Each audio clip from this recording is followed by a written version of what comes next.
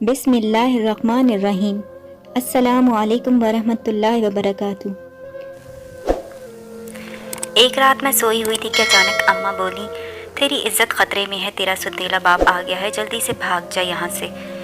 मैं करीबी मस्जिद में जाकर छुप गई। वहाँ खड़े एक लड़के ने मुझे मस्जिद से बाहर निकाल दिया और बोला, यहाँ औरत नहीं आ सकती। अचानक मेरी नज़र मस्जिद के इमाम पर पड़ी तो इनके कदमों में गिर पड़ी और बोली कि मुझसे शादी कर लो और मुझे छत दे दो। मस्जिद के इमाम घबरा गए मगर बोले, तुझे मेरा राज मालूम नहीं इसलिए तू मुझे शादी का बोल रही है। मैंने बोला कि मुझे सब मालूम है, बस मुझसे शादी कर लो। वो मान गए और मुझसे निकाह कर घर ले गए। थोड़ी देर बाद जब इमाम मस्जिद कमरे में आए तो इनकी एक चीज़ पर मेरी नज़र पड़ते ही जान निकल गई। मैंने सुन रखा था कि बाप अपनी बेटियों के मुहाफ़िज़ होते हैं। मुझे लगता था कि ये सब झूठ है, सारी किताबी बातें हैं, क्योंकि मेरा बाप तो गिद्ध था जिससे बचाने के लिए मेरी माँ 24 घंटे मेरा पहरा करती थी। बाप लफ्ज़ मेरी ज़िंदगी में कभी भी अच्छा नहीं रहा। इसने मुझे कभी भी सुकून नहीं दिया था। मैं जब 5 बरस की थी अपने बाप से बहुत मोहब्बत करती थी। तब एक सुबह सवेरे उठी तो अब्बू का बिस्तर खाली पाया था। मैं बहुत परेशान हो गई थी। आखिर मेरा बाप कहाँ चला गया। वालिद सर इस्तफसार करने लगी तो वो दुपट्टे से अपना सर बांधकर बुलंद आवाज़ में बैन कर रही थी कि हाय मैं उजड़ गई। जबकि मेरी दादी मेरी माँ के सर पर खड़ी कह रही थी कि तू है ही बद सब्ज़ कदम मनहूस औरत, ना जाने तेरी माँ ने मुझ पर क्या जादू कर दिया था जो मैं तुझे अपने इकलौते बेटे के लिए ब्याह कर ले आई। तू जिस दिन से हमारे घर आई है हमारा सुकून तबाह कर दिया है। इस दिन मुझे लगा कि शायद मेरा बाप मर गया है। मैं सारा दिन दरवाजे में लग कर खड़ी रो रही थी। अम्मी तो अपना गम मना रही थी, इसलिए उन्होंने मुझ पर कोई ख़ास तवज्जो नहीं दी। मैं सारा दिन अब्बू के जनाजे का इंतज़ार करती रही। असूलन तो ये होना ही चाहिए था ना कि बाप का जनाजा घर लाया जाता, फिर इसे रुखसत किया जाता, मगर ऐसा कुछ भी नहीं हुआ था। अब्बा को घर नहीं लाया गया था। मेरी दादी और अम्मी अब पीछे रह गई थी। दादी हर वक्त अम्मी पर चढ़ जाती थी, इनकी ज़रा सी गलती को पकड़कर खूब बावला करती थी। ये सब देखते देखते मैं बड़ी हो गई थी। मेरी दादी अब बूढ़ी हो चुकी थी। एक गिलास पानी के लिए भी वो हमारी मोहताज थी, मगर फिर भी हमने कभी इनसे कोई ज़बान दराजी नहीं की थी। इन्हें अपने बेटे का गम नहीं बोलता था। वो उठते बैठते अम्मी को कोसती रहती थी। एक दिन मैंने बोल ही पड़ी। मैं कहने लगी, अम्मी आपने दादी को इतना सर क्यों चढ़ा रखा है? उन्होंने हमारी ज़िंदगी हराम कर दी है। मैं पढ़ने बैठती हूँ तो वो अपनी ज़बान का पटारा खोल कर बैठ जाती हैं। आप देखती नहीं हैं कि दादी हमारी मोहताज हैं, फिर आप इन्हें खरी खरी क्यों नहीं सुना देती? वो किससे शिकायत लगाएंगी हमारी? मेरी बातें सुनकर अम्मी की आंखों में आंसू आ जाते थे। वो कहने लगती, मायरा मेरी बच्ची, तुम्हारे अब्बा के जाने के बाद हमें भी दर दर की ठोकरें खाना पड़ेंगी। ये शुक्र करो कि तुम्हारी दादी जिंदा है। बाहर किसी के गैर मर्द की इतनी हिम्मत नहीं होती कि हमारी तरफ नज़र उठा के भी देख ले। बेटी तुम्हारी दादी जैसी भी हैं, मगर इनके हम पर बहुत एहसानात हैं। मुझे बेसहारा को उन्होंने रहने की जगह दी है। तुम अपना दिल ख़राब मत करो, बल्कि यही दिन है तुम्हारे पास। अम्मी दादी की खूब देखभाल किया करती थी। देखना इस चीज़ का हौसला का सिला अल्लाह हमें ज़रूर देगा। अपनी दादी की खिदमत करोगी तो अल्लाह तुम्हें रंग ज़रूर लगा देगा। मैंने अम्मी की बातें सुनकर सर झटक दिया। ना जाने क्यों वो हर वक्त ऐसी बातें करती थी, जबकि मेरा तो दिल बेजार हो चुका था हर चीज़ से। खैर जब मैं 10वीं जमात में हो गई तब मेरी दादी की तबीयत बहुत ख़राब रहने लगी थी। वो बस अपने बेटे माजिद का नाम लेकर याद किया करती थी। मैं हर वक्त नमाज में ये दुआ करती थी, या अल्लाह मेरी दादी को जल्द से जल्द इसके बेटे के पास बुला ले। खैर एक दिन दादी की तबीयत बहुत ज़्यादा बिगड़ गई थी। अभी बहुत घबराई हुई थी। इनके तो आंसू ही नहीं खुश्क हो रहे थे, जबकि मैं बहुत ज़्यादा पुरसकून थी।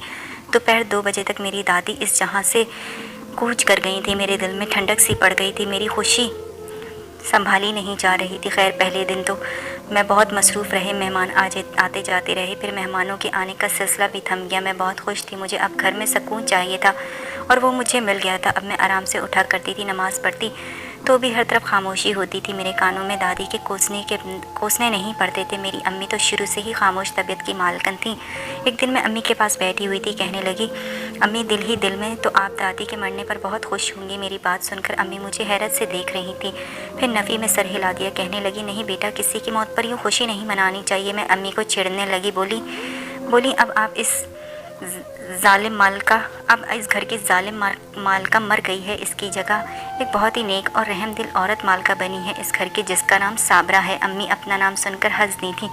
मैं बोलती चली जा रही थी, साबरा ने जब से इस घर की हुकूमत संभाली थी वो परिंदों और जानवरों का भी ख्याल रखती थी। रहम दिल मलका की एक बेटी थी जो ज़रा सख्त मिजाज की मालकिन थी। ऐसा लगता था वो अपनी दादी पर चली गई है। मेरी बात सुनकर अम्मी हंस कर लोटपोट हो जाती थी।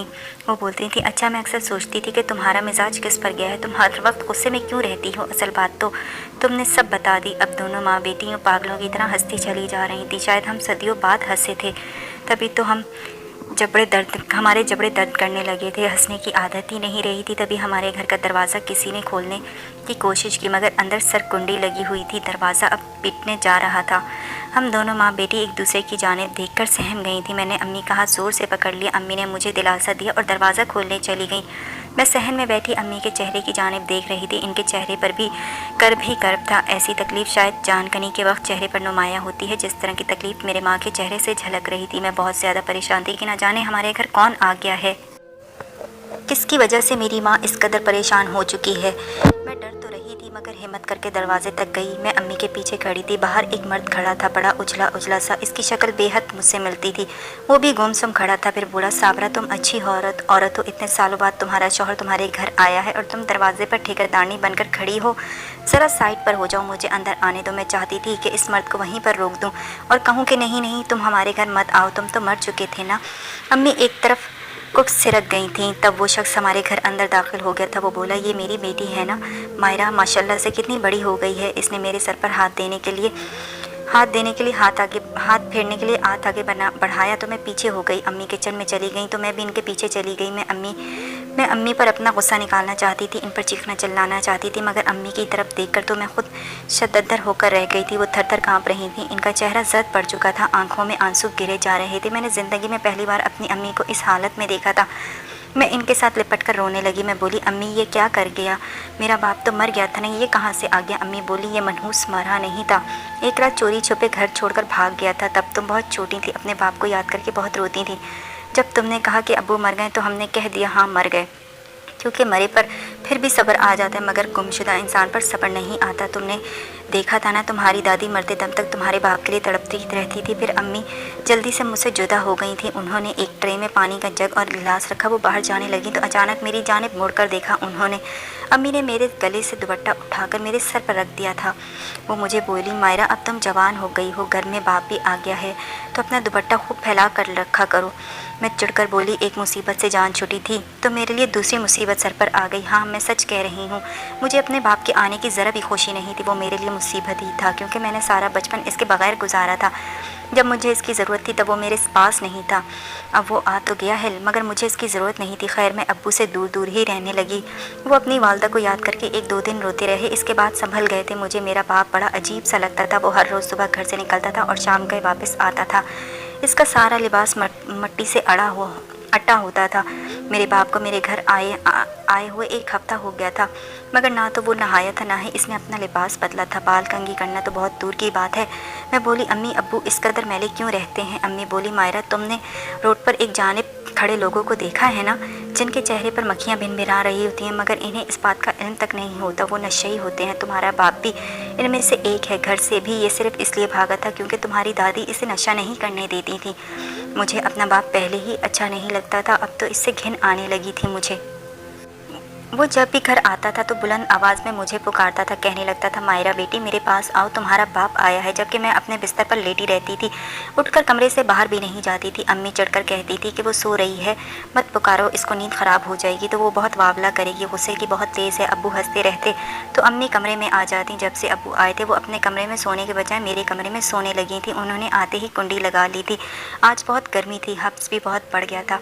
एक मरा हुआ पंखा क्या हवा देता था मुझे। मैं बोली, अम्मी ये लकड़ी का दरवाज़ा तो खोल दें प्लीज़, मुझे बहुत गर्मी लग रही है। अम्मी उठकर बैठ गई थी। इनके चेहरे पर बहुत ज़्यादा बेबसी थी। उन्होंने मेरे सर पर हाथ रखा और बोली, ये तुम्हारी अपनी किस्मत है मेरी बेटी, पहले तंग करने को दाती थी और अब ये आ गया है। मैं ये दरवाज़ा सिर्फ तुम्हारे लिए बंद करती हूँ, अगर तुम्हें गर्मी लगती है तो खोल देती हूँ। मैंने सर हिलाया तो अम्मी ने दरवाज़ा खोल दिया। मैं नहीं जानती थी कि मुझसे कितनी बड़ी गलती सरजद हो गई है। मैं तो बेसुध सो रही थी जब मुझ पर क़यामत बीत गई थी। अम्मी ने मुझे ज़ोर ज़ोर से झटक कर उठाया। वो कहने लगी, मायरा उठो, तुम्हारा बाप आ गया है, तुम्हारी इज्जत को ख़तरा है। ये बात मुझे बहुत अजीब लगी। मैंने आंखें खोलकर देखा तो अम्मी ने लकड़ी के दरवाजे को अंदर से बंद कर रखा था। बाहर से अब्बू के ज़ोर ज़ोर से चिल्लाने की आवाज़ आ रही थी। वो कह रहे थे, कमबख्त औरत, दरवाज़ा खोलो। मैं जल्दी से आगे बढ़ी। दरवाजे की जद से झांक कर देखा तो औसान ख़ता हो गए थे, क्योंकि वहाँ अब्बू के साथ कोई मर्द भी खड़ा था। मैं बोली, अम्मी क्या है ये, क्या है? अम्मी कहने लगी, तेरा बाप तेरा सौदा करके आया है, तू भाग जा यहाँ से। मैं हक्का बक्का खड़ी थी। क्या मेरी ज़िंदगी में यही सब लिखा था? अम्मी ने मुझे झंझोर डाला था। वो कह रही थी, वो बोली कि मैं क्या कह रही हूँ मायरा, तुम्हें मेरी बात समझ नहीं आ रही, यहाँ से भाग जाओ। अम्मी ने मेरे कमरे की दरवाजे की खिड़की की तरफ इशारा किया। मैं रोने लगी। मैं अम्मी आपका क्या होगा? अम्मी कहने लगी, बेटा तुम मेरी कमज़ोरी हो, प्यार की एक किस्म होती है, इंसान मोहब्बत में मजबूर हो जाता है, तुम यहाँ से चली जाओ, शेरनी बनकर इन लोगों का मुकाबला करो, इनको मैं सज़ा ज़रूर दूंगी। मैं बोली, अम्मी मैं जाऊँगी कहाँ? अम्मी की आंखें भी झलक पड़ी थी। वो बोली, मैंने तुम्हें अल्लाह को सौंप दिया है मेरी बेटी, वो ज़रूर खैर करेंगे। मैंने सर हिला दिया और अम्मी के गले लगकर कूद पड़ी थी खिड़की से। मैं अंधाधुंध भागती चली जा रही थी। मुझे इल्म नहीं था कि मैं कहाँ जाऊँगी और मेरा ठिकाना कहाँ होगा। मुझे सिर्फ़ और सिर्फ अल्लाह पर तवक्कल था। मैंने अपनी ज़िंदगी के इस मरहले में ये जान लिया था कि इस दुनिया की हर चीज़ फ़ानी है, हर चीज़ आनी जानी है, बाकी रहने वाली ज़ात फ़कत सिर्फ अल्लाह की है। मेरा आका, मेरा मददगार, मेरा अल्लाह ही तो है। इस वक्त इसके सिवा मेरा कोई सहारा नहीं था। मैं भागती चली जा रही थी। मुझे एक मस्जिद नज़र आई। मस्जिद के दरवाजे खुले थे। मैंने सोचा कि अल्लाह के घर से ज़्यादा महफूज ठिकाना कोई नहीं होता। रात के इस पहर में कहाँ जा सकती थी। मैं जल्दी से मस्जिद में जाकर छुप गई थी।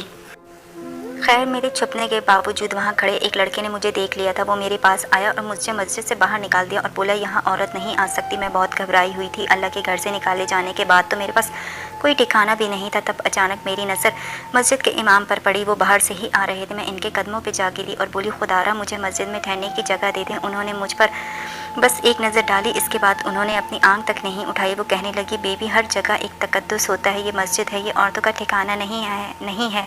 अभी थोड़ी देर बाद बहुत से मर्द हजरात यहाँ पर आ जाएंगे। वो तहज्जुद पढ़ने के लिए आएंगे, तुम्हें देख लेंगे, तुम्हारा पर्दा भी ख़राब होगा और मुझसे भी सवाल जवाब करेंगे कि मैंने इस वक्त इस औरत को यहाँ क्यों पनाह दी है। मैं मजबूर हूँ, मेरी गुजारिश है आप से कह दें आप जहाँ से आई हैं वहीं पर वापस चली जाएं। मैं फूट फूट कर रोने लगी। मैं बोली, मेरे पास कोई ठिकाना नहीं है। तब मेरे दिल में एक ख्याल आया। ये ख्याल बस ऐसे ही नहीं आया था, इस इमाम मस्जिद में कुछ ऐसा ज़रूर था जिसने मुझे मुतासिर किया। मैं बोली, आप मुझसे शादी कर लो और मुझे छत दे दो। इमाम मस्जिद घबरा गए मगर बोले, आपको मेरा राज मालूम नहीं, इसलिए आप मुझे शादी कब बोल रही हैं? मेरा राज पता चल गया तो उल्टे कदमों यहाँ से भाग जाएंगी। मैं हैरान हुई थी कि आखिर इमाम मस्जिद का कौन सा राज हो सकता है, लेकिन इस वक्त मैंने झूठ बोला कि मुझे सब मालूम है, बस आप मुझसे शादी कर लें। वो कहने लगे, इस्लाम में निकाह को बड़ी अहमियत दी गई है। अगर आप चाहती हैं कि मैं आपसे शादी कर लूँ तो मैं अल्लाह की रज़ा के लिए आपको अपना लेता हूँ। वो शादी के लिए मान गए थे और मुझसे निकाह कर कर घर ले गए।